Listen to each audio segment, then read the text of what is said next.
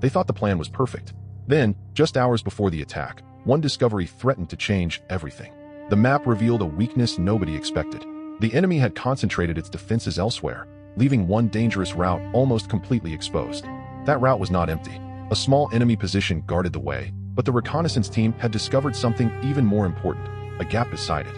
Taking the road would expose them. Taking the gap meant getting dangerously close to the enemy.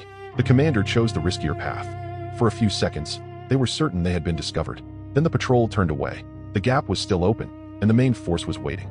The scouts returned with the information. Now the commander had a choice: wait for daylight, or exploit the opening before the enemy realized it existed.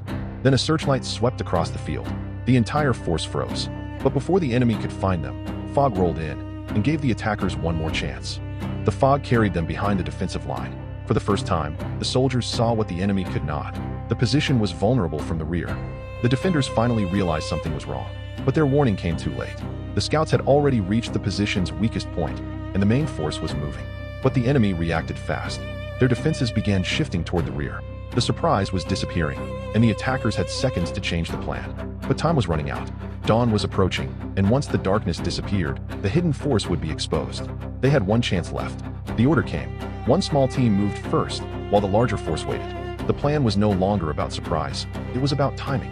The advance began. From the front, the defenders saw a growing force. From behind, the scouts were already in position. The trap was closing. Only now did the enemy commander understand the deception. The attack was coming from two directions, and his defenses were already being pulled apart. The two movements finally connected. The defensive line was no longer protecting the enemy. It was trapping them. The breakthrough had begun.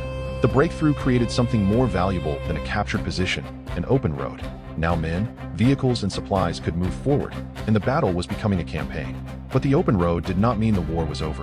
Ahead, another defensive line waited, and this time, the enemy knew the attackers were coming. The first trick had worked once. Now the commander tried it again, but this time, the enemy was waiting for the obvious attack. Then they found it. A weak side the defenders had almost completely ignored. The same lesson was repeating, but this time, the scouts had to move before anyone noticed. They were dangerously close. One movement could expose the entire team. But the patrol turned away, and the scouts reached the opening. The two groups were finally in position.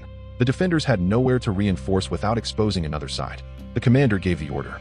The defense finally broke. What looked like a small weakness had opened an entire route forward, and one reconnaissance discovery had changed the battle. In war, the biggest breakthrough can begin with one small discovery.